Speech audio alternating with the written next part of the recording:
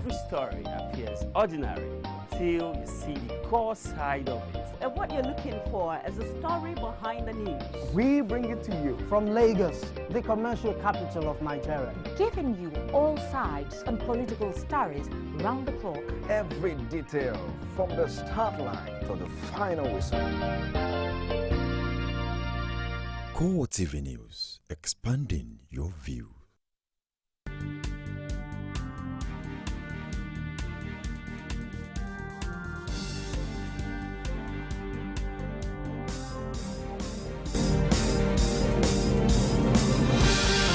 Hello there, thank you for joining us on CoreTV Primetime News. I am Nifemi Oguntoye. In our major story, President Muhammadu Buhari set to abandon inherited policies for job creation.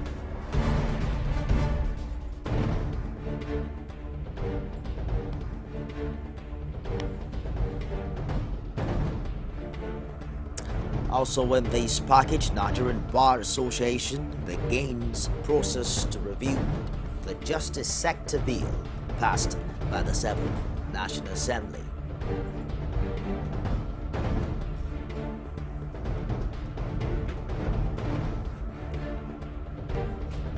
And Tertiary Education Trust Fund seeks increase in the statutory tax collected from the Federal Inland Revenue Service to 4%.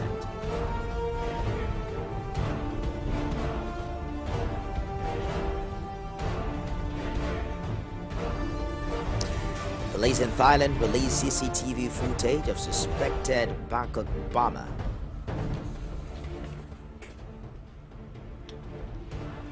And now to the details. President Muhammadu Buhari says he's prepared to reverse all abandons and policies he inherited in order to create more jobs for Nigerians.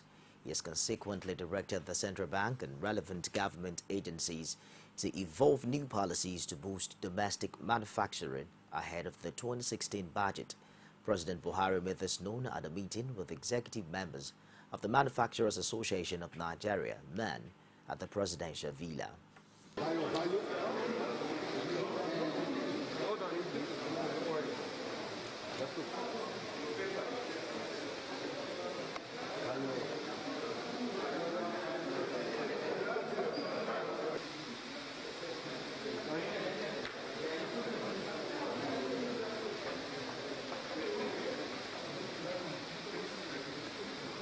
One of our major challenges has been the issue of forex for raw materials.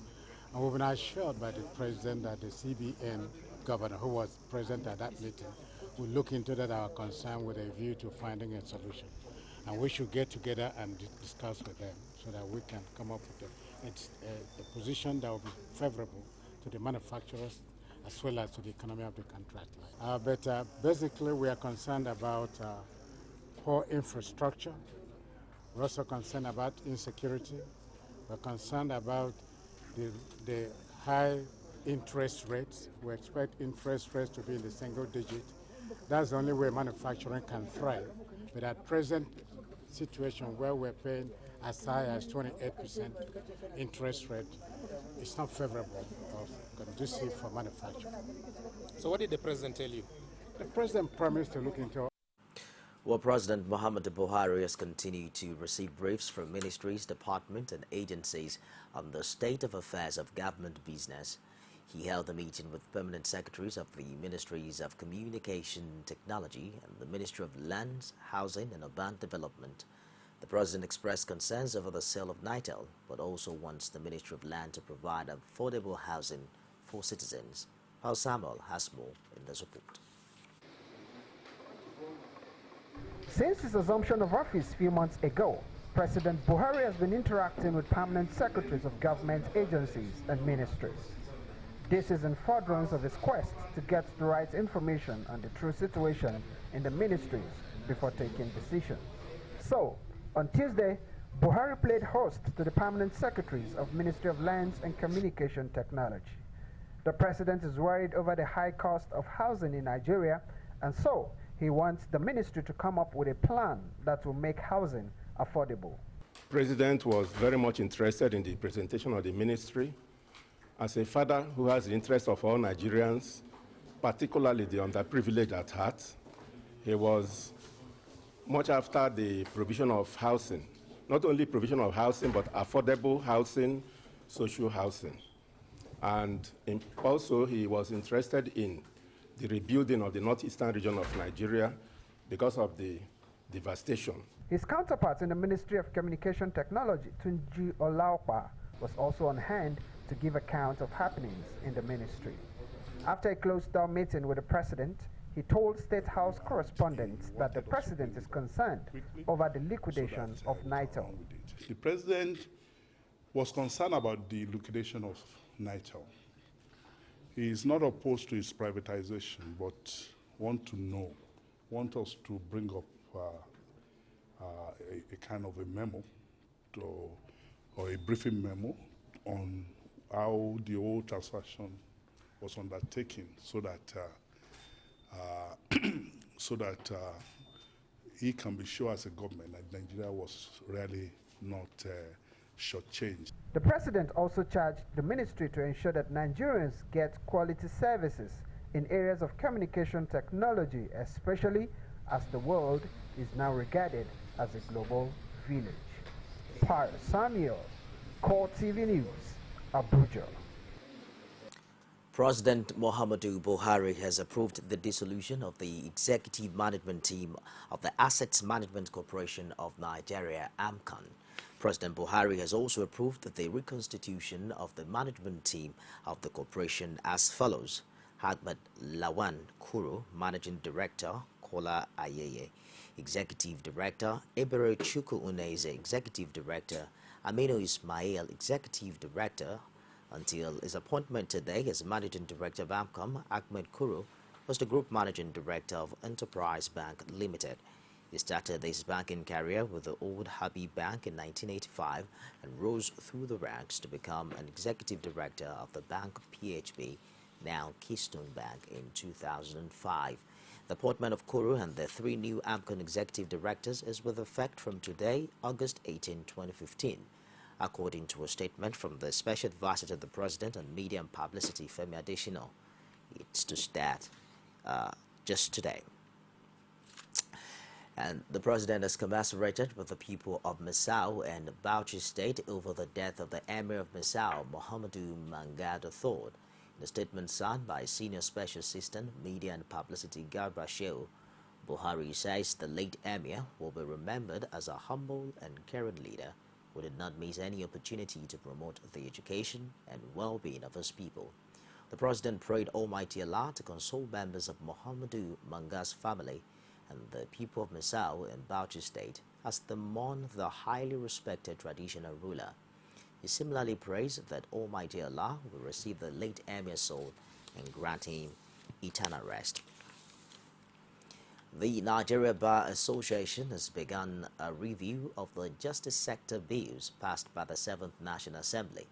It's also considering whether the bills can still be signed into law by President Muhammadu Buhari because the tenure of the immediate past legislature ended after May 29, 2015. NBA President Augustine Alege said the aim is to look at the bills and ascertain if there are areas of alteration or amendment. He noted on the sidelines of the review process that at least 46 bills were passed by the 7th National Assembly but were not signed into law.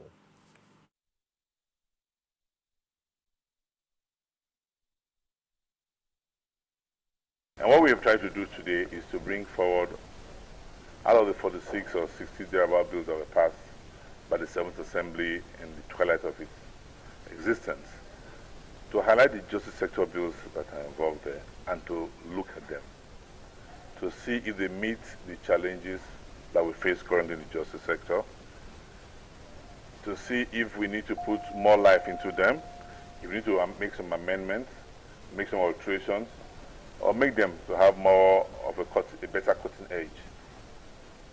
And that is the beginning part of our meeting. The basic question is, after passing the bills by the two houses, the draftsman in the National Assembly need to clean them and basically pass them to Mr. President for assent. Now the question being asked by even us, whether the current president, because they were passed during his tenure, if you can recall, were already in June. The 7th Assembly tenure came to an end by the 9th of June. So then President Buhari, the current president, was the sitting president of the country. And he ought to act on those bills. Outgoing Controller General of Customs, Diko Abdullahi, says he's leaving a service that is capable of sustaining itself amidst limited resources. He's also pointing at the Customs Hospital in Karu, Abuja, as one of the legacies he's leaving behind after 6 years in charge. The hospital was commissioned by Kaduna State Governor Nasir El-Rufai. Looking at this facility, I was taken aback by the size and the levels of equipment and organization of the facility. It is a very, very impressive teaching hospital, I think. The best way to put this edifice to use is to affiliate it with a university and make it a teaching hospital. It is perhaps the most well-equipped hospital I have seen in Nigeria. And it is as equipped as anyone I have seen anywhere in the world. And I think the Nigerian Customs Service should be commended for this effort. And it is not the money, you know, as I was explaining to the CG in commending him. There are many organizations in Nigeria that have the money to do this, but lack the leadership, the focus, and the commitment. It is commitment that is needed, and I think that's the difference, and I want to congratulate the CGC and the Customs Service for this. This is perhaps the best hospital in the Federal Capital Territory. I want to be remembered as an ordinary Nigerian who has an opportunity to serve his nation, and I serve my nation diligently. Well, we cannot say because still the project is ongoing, because we have a dialysis center that we have not yet completed. The Bring Back a Girls group has outlined a week-long activities to commemorate 500 days the 219 secondary school girls abducted by insurgents from Chibok, Borno State.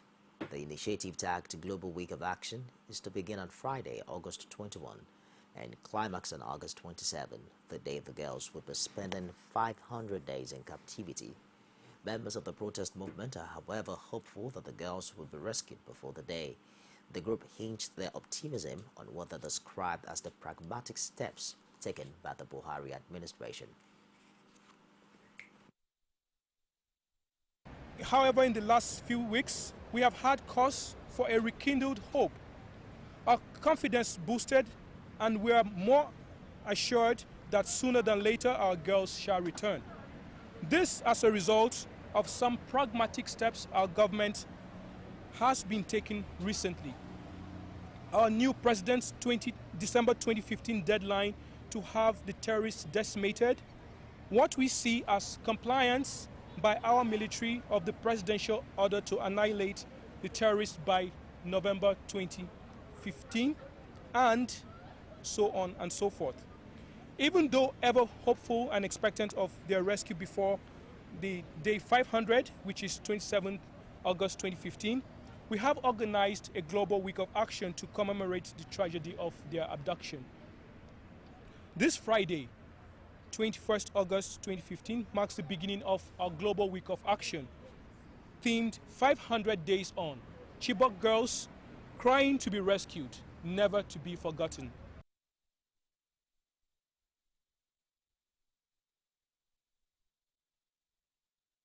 We'll take our first break now, and I'll be back with more stories. Don't go away.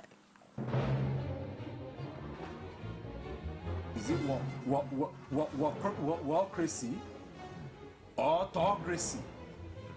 Or what type of crazy is that? Except crazy. News making the headlines. Black Maria is to carry criminals, trading looters that are in government today. Sometimes it gets confrontational. Slap you in the face.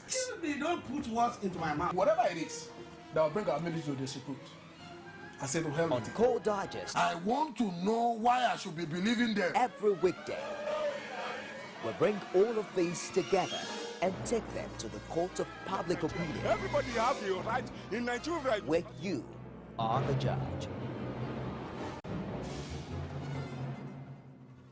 Some pundits believe that as long as the political system is driven by selected few, corruption may be difficult to fight. Be careful about what you say. I am not the only politician. Even if I've wronged anyone, it's time to forgive me. Political Arena every Sunday at 9:15 p.m. and a repeat broadcast every Tuesday at 1:30 p.m.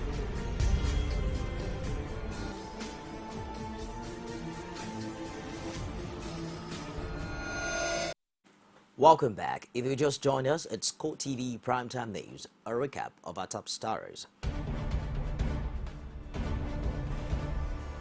President Muhammadu Buhari to abandon inherited policies for job creation.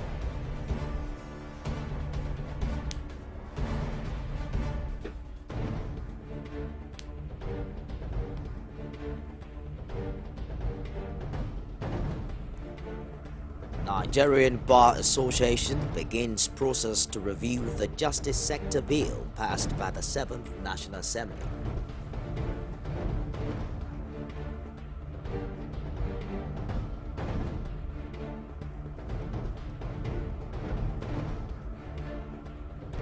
Tertiary Education Trust Fund seeks increase in the statutory tax collected on its behalf by the Federal Inland Revenue Service from 2 to 4%. You can get all of our top stories on any of our social media platforms. On Facebook, it's facebook.com/CoreTV News. Our Twitter handle is at CoreTV News NG. And you can watch our programs also on YouTube. It's youtube.com/CoreTV with a space and news. The Ekiti State House of Assembly witnessed a mild drama on Tuesday as plenary session meant to screen the Assembly Service Commission was suspended. The suspension was allegedly hinged on rejection of the offer by one of the appointees, Dele Olubemi, factional Speaker of the 4th Assembly. The House, however, denies these, saying the suspension was due to logistic issues that will be corrected. Rashid has more in this report. As Ekiti State Governor Ayodele Fayose names members of the House of Assembly Service Commission, with Tunji Odeyemi, former Speaker and acting governor in the state, tipped as chairman, Dele Olubemi, former factional leader of the Assembly, reportedly rejected the appointment as a member of the commission, which led to the suspension of the initial screening, a position the House leadership denies as reason for the stand down. The members have to be five members, and we're having only four members now. So the fifth person is going to be included, so that the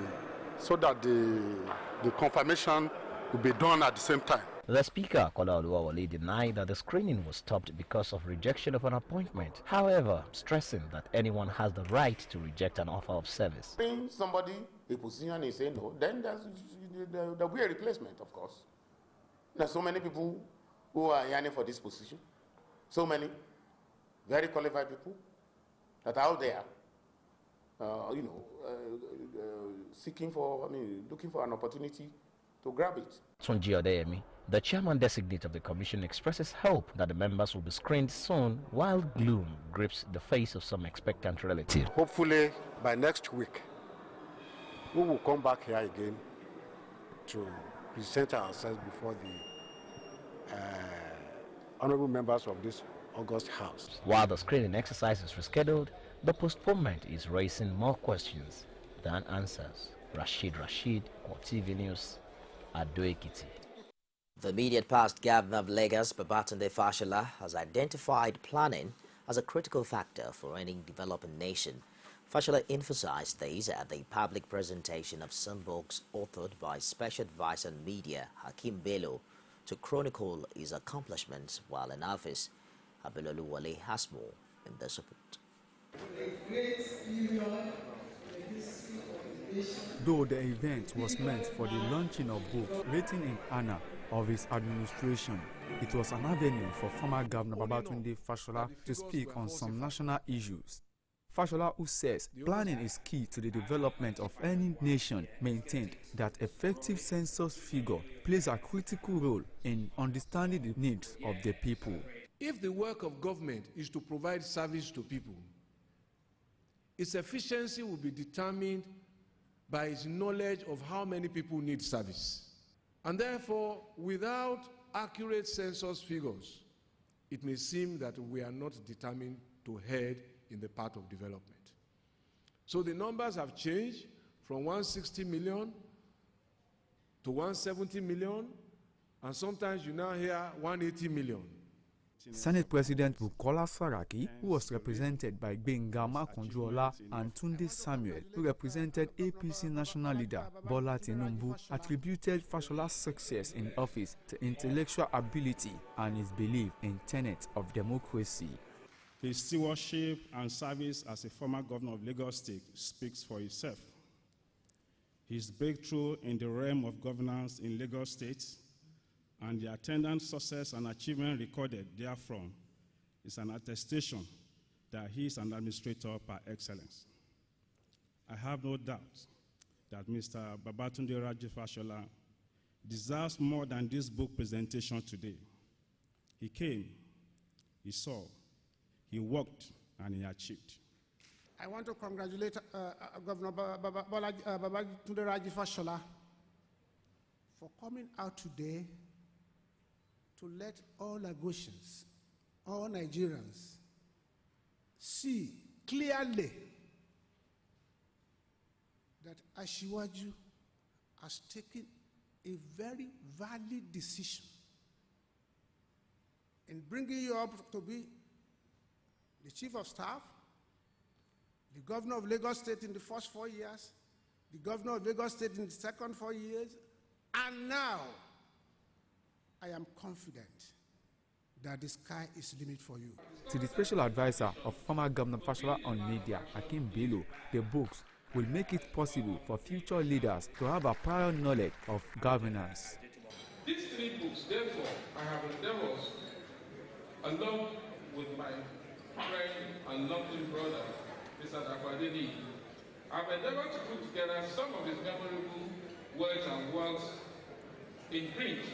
It is my hope that through them, readers will get a glimpse into ideas that power his action and fire the imagination of those aspiring to leadership. The books, titled The Great Leap in bold print and The Lagos Blowdown, were co-authored by a special advisor to former Governor Fashola on media, Akim Bello, and Dapo Adeniyi, to document strides of the last administration in Lagos State. Abiola Oluwole, CoreTV News, Lagos. The perennial crisis in Plateau State that defied several interventions for over a decade has recently soared after the 2015 general elections. The Birom and the Fulani recently claimed that several members of their tribes have been targeted and killed by their neighbors. Plateau State correspondent has the details. On the following day, on Monday, 3 persons going to market from Saminaka local government to Yalwanshandam in Plateau State, they attacked them there, slaughtered the 3 of them, and then threw their corpses outside, which the following day, on that very day, their corpses were recovered by the DPO of Barikiladi local government. That is not true. I want to tell you that in Bisichi, they were the ones that blocked the route. They killed people, including the Biroms.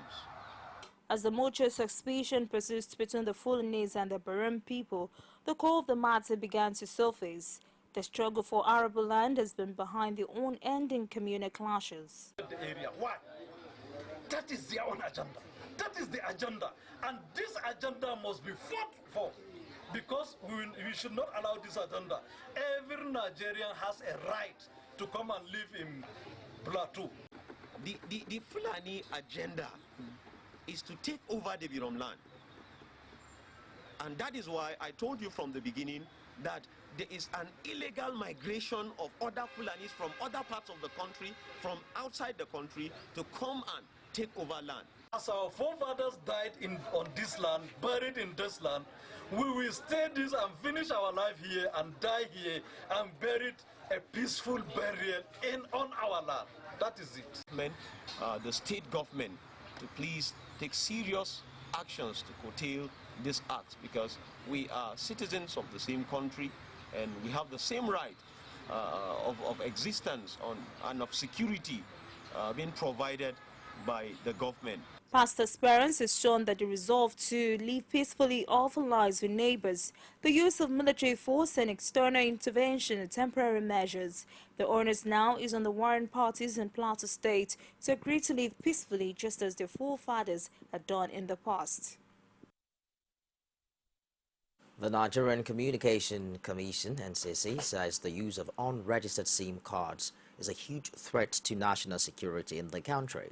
Speaking at a press conference, Idehe Efosa, head monitoring NCC, said compliance monitoring has been conducted on all mobile networks, adding that the next stage now is enforcement and sanctions on defaulters, a task that will be executed alongside the National Security Agency.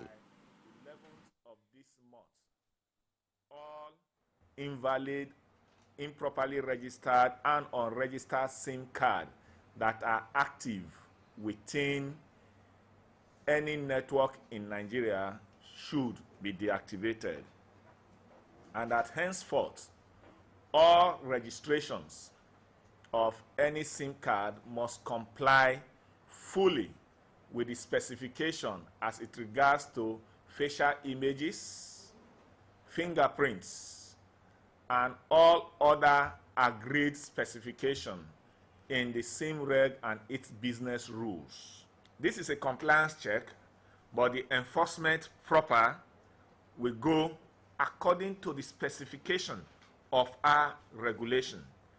That is, going forward, our enforcement unit will visit all the operators,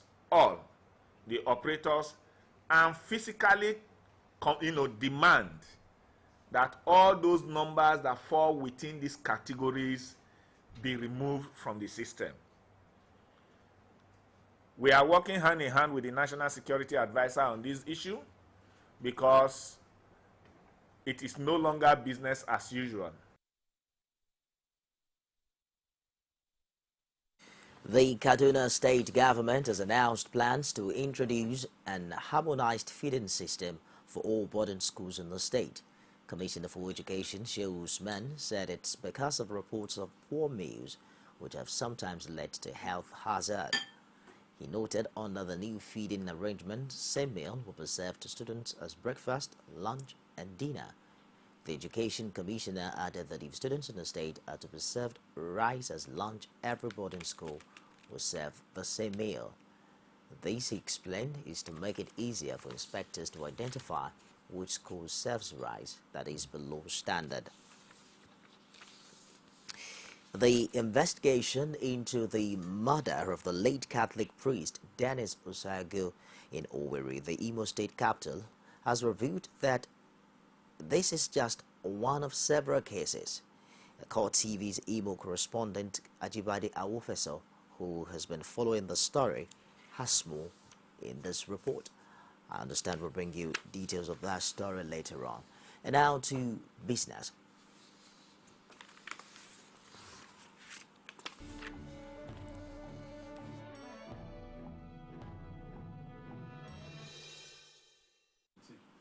The Tertiary Education Fund Trust, TETFund, is seeking an increase in the statutory tax collected on its behalf by the Federal Inland Revenue Service, FRS, from 2 to 4%.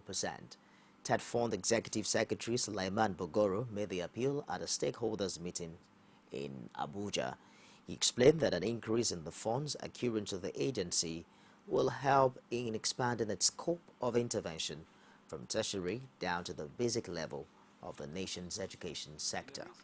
By the Ministry of Education to Mr. President, the case was made for increase in the 2% education tax collection by Federal Inland Revenue to have a law that raises it to 3 to even 4%. We are supportive. We believe that with what we've done, and if you've noticed now, we said some 5 years ago there was no African university ranked amongst the top 100 in Africa. That was embarrassing enough today, because of aggressive intervention, concentration of government attention on our public tertiary institutions, and with massively the support of TED Fund, we now have 28 Nigerian universities ranked among the top 100 in Africa. Residents in 4 states in the South-South will experience blackout from today as workers of the Port Harcourt Electricity Distribution Company commence an indefinite strike over alleged unfair labor practices. The National Union of Electricity Employees on Monday directed workers of the company to shut power supply to those states with effect from Tuesday. The directive by the leadership of the union was said to be due to the alleged sacking and reduction in salaries of the union activists by the PHEDC. Given the directive, the General Secretary, Niue Joseph Ajero, says the workers should halt all electricity transmission and distribution operations of the PHEDC. Senate leader Ali Ndume has explained why his colleagues in the upper chamber were pushing for fresh bailout for the domestic airlines operators in the country, despite the fact that the previous one granted to them by the last administration was allegedly mismanaged. There have been public outcries against the move since stakeholders in the sector started canvassing fresh bailout recently. Of course, the alleged mismanagement of funds made available to the operators between 2009 and 2012 is in public eye. But Ndume, in an interview with newsmen in Abuja, explained that the Senate is worried that there is an impending crisis in the aviation sector at the moment, especially when the operators were already demanding an urgent federal government assistance. He said that the Senate could not insist that the beneficiaries of the multi-billion-dollar bailout granted by the last administration must refund them first before the serious-minded people genuinely running the business could be supported. The Senate leader maintained that the Senate President, Bukola Saraki, decided to set up an ad hoc committee on aviation last week in order to carry out an overview of the current situation in the subsector with a view to recommending measures to avert possible crisis in the nearest future. And outside Nigeria, video footage has emerged of a key suspect police want to question in connection with a deadly bomb blast in the Thai capital, Bangkok. The footage from a CCTV camera shows a man in the yellow shirt leaving a backpack in the Erawan Hindu shrine. At least 20 people died in Monday's blast, about half of them foreigners, and more than 120 were injured. In a separate attack on Tuesday, an explosive device was thrown at a pier in Bangkok, but no one was hurt. Nationals from China, Hong Kong, the UK, Indonesia, Malaysia, and Singapore are among the foreigners killed in the attack. The new footage is shown carefully and deliberately removing his backpack inside the shrine, getting up without it and immediately leaving the scene. The spot where he was sitting is precisely where the bomb went off a few minutes later. Islamic, environmental and religious leaders have called on rich countries and oil-producing nations to end fossil fuel use by 2050. The Islamic Climate Declaration says that the world's 1.6 billion Muslims have a religious duty to fight climate change.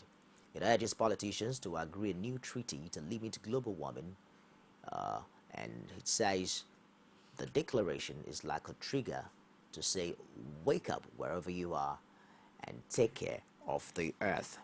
It also urges for increased financial support for communities vulnerable to climatic change. The call has been supported by religious leaders, including the Grand Muftis of Uganda and Lebanon, the president of Indonesia's major body of religious scholars, as well as the environmental groups and government officials from Morocco and Turkey. And now to sport. Our style, that's what he delivered. Here's that ball, storming, no, he takes Puyol with a flying lead. Go, taking them out in the lead and really.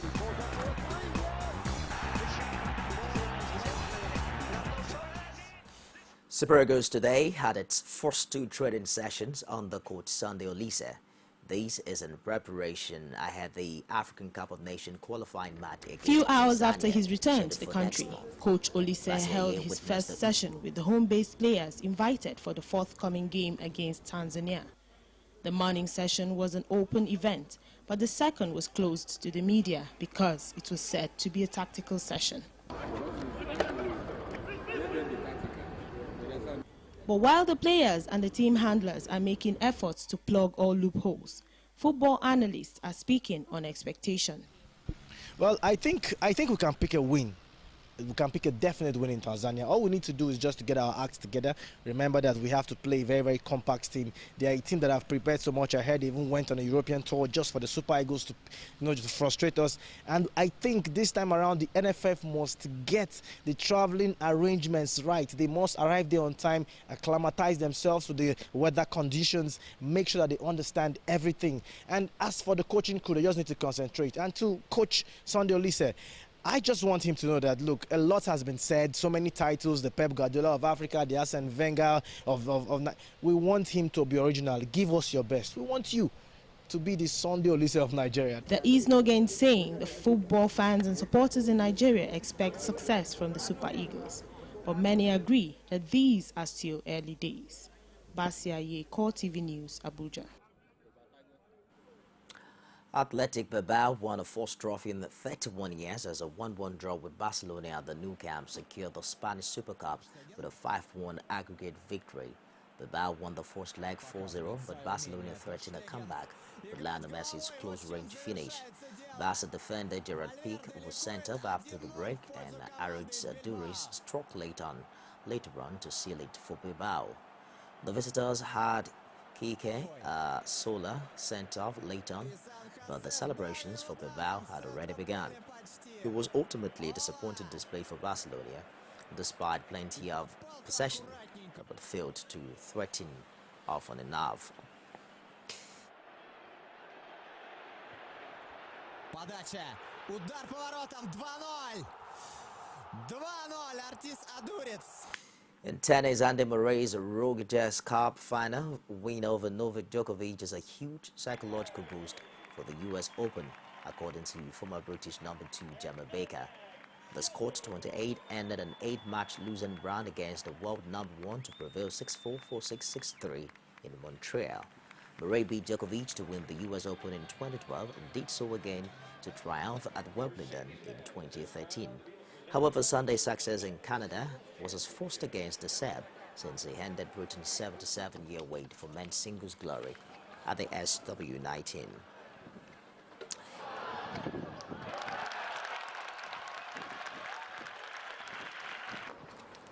And back to Nigeria for other sports. Kaduna State is set to play host to over 200 school children between the ages of 10 and 15 at the maiden volleyball clinic.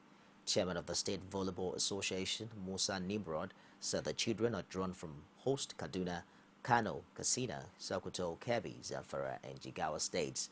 He disclosed that the participants will be taken through the rudiments of the game by leading volleyball coaches.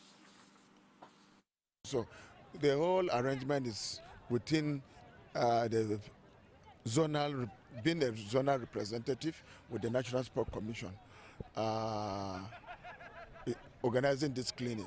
And we want to thank God very much. Even today you can see a lot of students, young children were all here for this hockey. So it's the same thing we are looking forward that on Tuesday, 18th, which is going to be 3 days clinic towards this volleyball. And our aim is from 10 to 15 years. So we are looking forward for over 200 young children that will be participating. So I want to thank God very much. The mobilization has been on. The arrangement by the zonal office of the National Sport Commission, they've been doing their best, and they've been doing everything, working to ensure that the 7 states within the zone participate. So it is not just Kaduna, but the 7 zones within the state will be participating. The president has started showing the example. We cannot just withdraw from sport. Government cannot continue to be doing things alone, so we cannot withdraw. So whatever God has bestowed on us, we continue to help these young ones. That's why we are now going down to 10 to 15 years. Joe Joseph from the Nigerian Defense Academy has emerged the overall winner of the just concluded Governor's Cup golf competition in Kaduna. Governor Nasir El-Rufai was on hand to hand the trophy to the winner at the golf club. And speaking later with the journalists, the governor said sports should be given the major attention it deserves.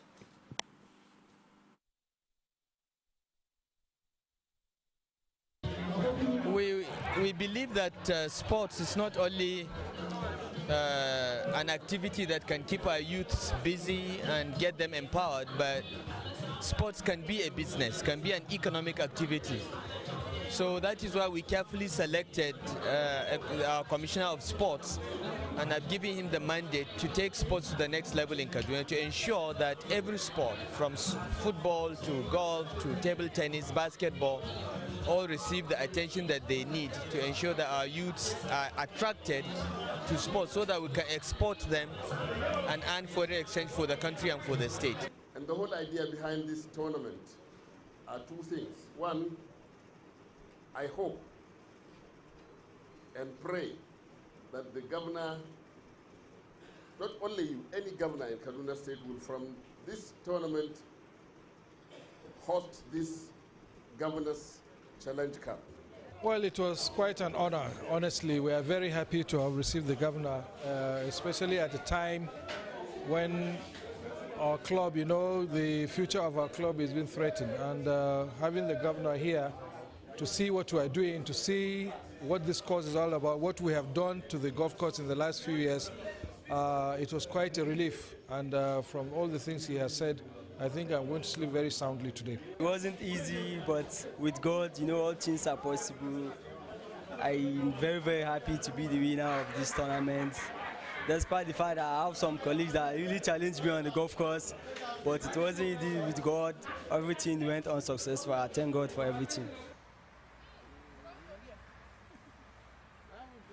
To win CoreTV Primetime News tonight, another look at our top stories.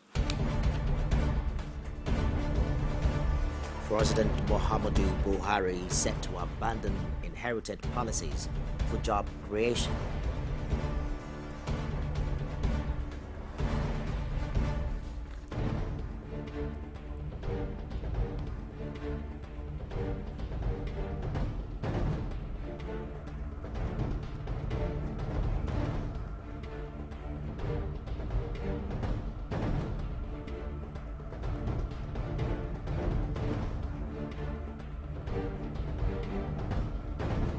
Nigerian Bar Association has begun a process to review the Justice Sector Bill passed by the 7th National Assembly. And the Tertiary Education Trust Fund is seeking an increase in the statutory tax collected on its behalf by the Federal Inland Revenue Service from 2 to 4%. That wraps it up the news tonight. Thank you for watching. I am Nifemi Oguntoye.